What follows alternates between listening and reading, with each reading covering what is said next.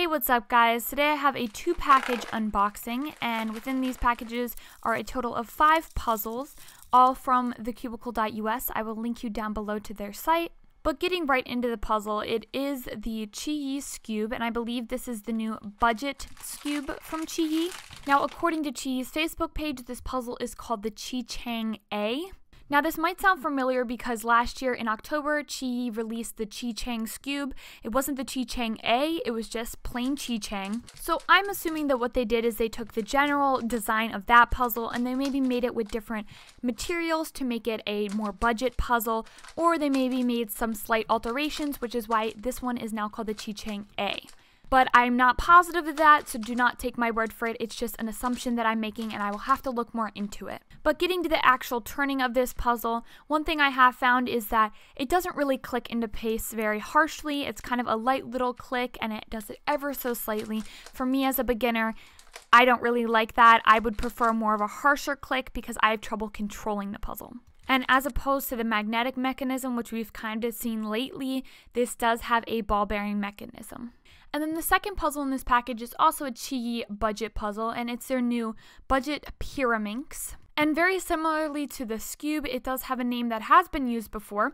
This one is called the Chi Ming A Pyraminx, and the older version was just called the Chi Ming.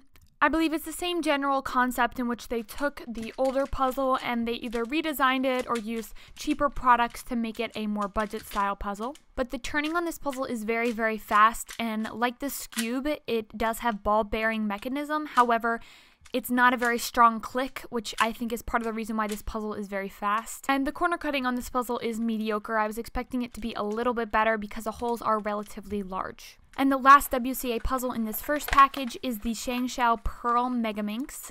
In the package, it comes with an extra set of stickers, which is probably good because Shangshao isn't known for very good stickers. Now, the first thing I wanted to do after taking it out of the box is compare it to the Shangshao Aurora, which is my current main.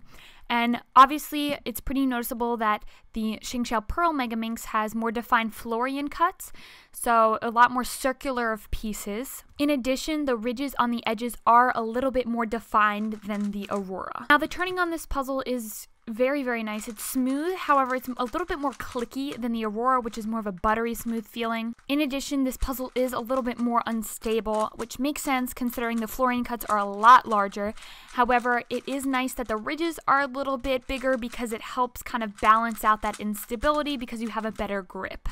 I was also getting some locking here and there, but that's kind of to be expected from a unlubed, untensioned Megaminx. But I'm definitely going to have to get this puzzle set up before I can really determine it and get my color scheme on it. And the last puzzle in this first package is the Chi Master Morphix. I do have the 4x4 version of this puzzle, I believe made by Moyu, that Natalie, I'll link you to her channel down below, gave me, but I have yet to actually solve it. But like some of Chi's other puzzles, this does have that matte finish to it, which is kind of slippery in my opinion. Now, there's not much to say about this puzzle. It's not designed to be a speed cube, but it does have fairly nice turning, a little bit sandy. And I'm not imagining this is going to be a very hard puzzle to solve. However, what do I know? It could end up being difficult, but it's nice to see Chi branching out and making a bunch of new non-WCA puzzles as well.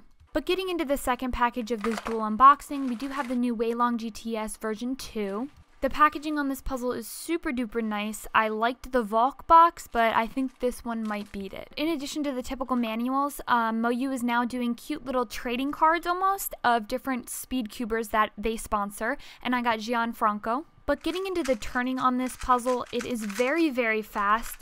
And in addition, it kind of just has a dry, smooth feeling to it out of the box.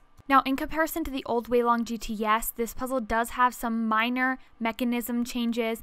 I think the most noticeable one would be the lack of ridges on the corner pieces, and I think this is what accounts for most of the differences in the feeling of the puzzle.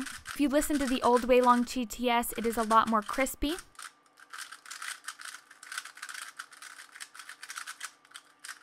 And if you listen to the version 2, you can hear that it's still slightly crispy, but a lot less noticeable.